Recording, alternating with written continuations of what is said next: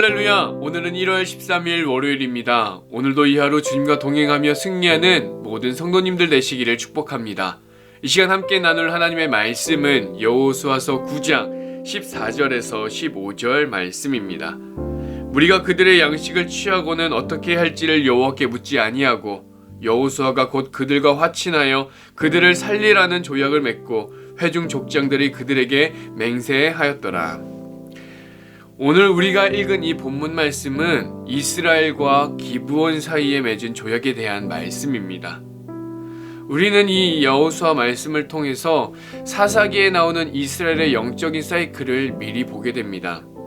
6장에서는 순종을 통해서 여리고성의 전투에서 승리를 한 것을 보게 되고요. 그리고 넘어가는 7장에서는 또 불순종으로 인하여 아이성 전투의 패배를 보게 됩니다.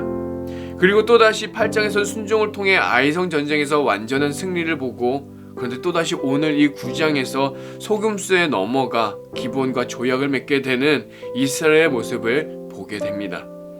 한 번은 하나님의 뜻대로, 또 한 번은 내 마음대로, 그러다 또다시 하나님의 뜻대로. 그래서 한 번은 승리하고 또 다음은 실패하고 또 다시 승리하고 다시 실패하고를 반복합니다. 참 어리석지 않습니까? 순종하기만 하면 될 일인데 말이죠. 그런데 이 말씀을 보면서 느껴지는 것은 우리가 살아가는 모습과 참 많이 닮아 있다라는 것입니다. 우리 역시 이 이스라엘처럼 승리를 경험하기도 하고 때론 이스라엘처럼 패배를 경험합니다. 우리 역시 하나님만을 전적으로 의지하다가도 때론 아예 하나님을 잊어버리기도 합니다. 오늘 이 시간 이러한 우리들의 모습을 주님께 내어드리며 하나님 안에서 살겠다라고 결단하며 나아가는 저와 여러분이 되기를 소망합니다. 본문 1절과 2절을 보면 가나안 7족속이 다 동맹을 맺고 이스라엘과 싸우기 위해 함께 결속합니다. 아무리 하나님의 역사를 보았다 하더라도 이 대적자들은 이렇게 하나님의 백성들에 대항하여 더욱 강력하게 결속한 것을 보게 됩니다.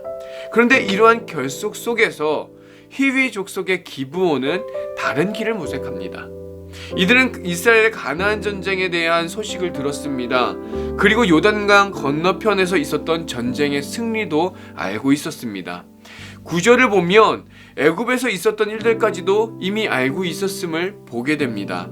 그래서 이 기브온 사람들은요, 애굽에서부터 이곳까지 이스라엘에게 행하셨던 하나님의 이 역사를 다 알고 있었다는 것이죠.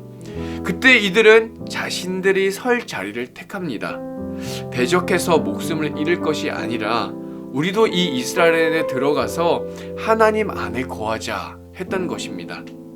그리고는 아주 치밀한 계획을 세웁니다. 처음에 기브온은 우리가 먼 곳에서 왔으니 우리와 조약을 맺읍시다 라고 말합니다. 그러나 거절을 당하죠. 그럼에도 불구하고 우리는 당신들의 종입니다 이러면서 자신들을 더 낮추면서까지 조약을 맺으려고 합니다.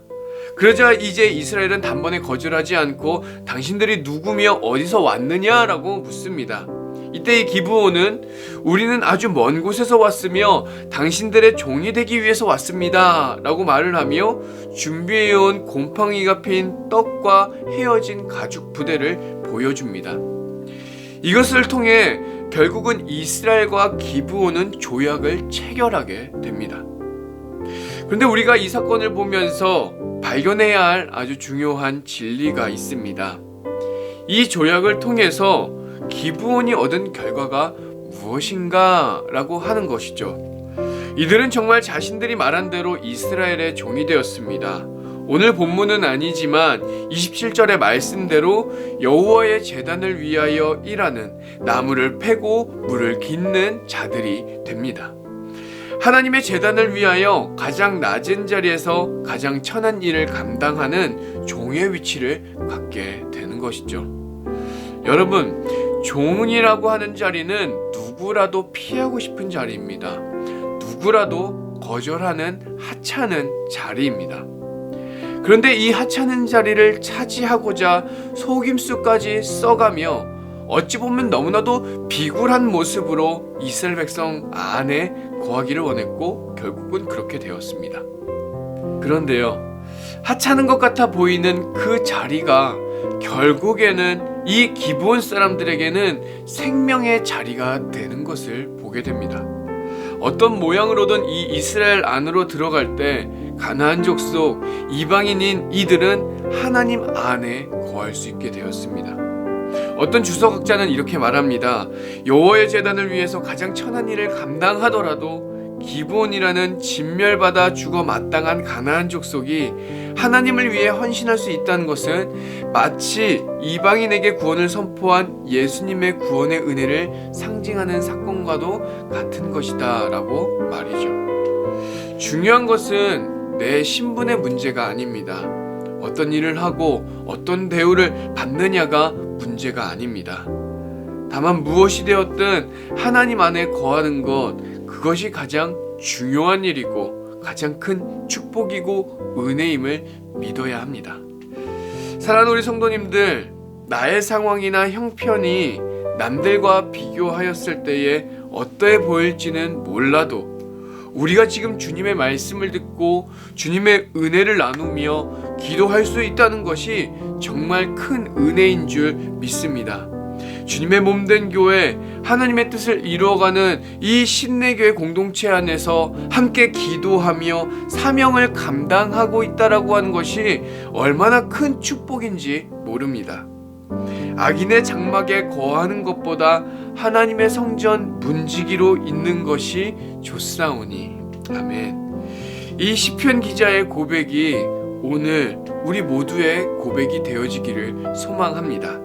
우리의 삶의 자리가 항상 그 자리가 어떠하든지, 그 역할이 어떠하든지, 그리고 남들 눈에 보기에 어떠하든지 그 모든 것을 떠나 항상 하나님과 함께하며 하나님 안에 거하는 축복된 삶이 되시기를 이 시간 주님의 이름으로 간절히 축복합니다. 이 시간 함께 주기도문으로 기도하겠습니다. 하늘에 계신 우리 아버지여, 이름이 거룩히 여김을 받으시오며 나라가 임하시오며 뜻이 하늘에서 이루어진 것 같이 땅에서도 이루어지이다. 오늘 우리에게 일용할 양식을 주시옵고 우리가 우리에게 죄 지은 자를 사하여 준 것 같이 우리의 죄를 사하여 주시옵고 우리를 시험에 들게 하지 마시옵고 다만 악에서 구하시옵소서. 나라와 권세와 영광이 아버지께 영원히 있사옵나이다. 아멘.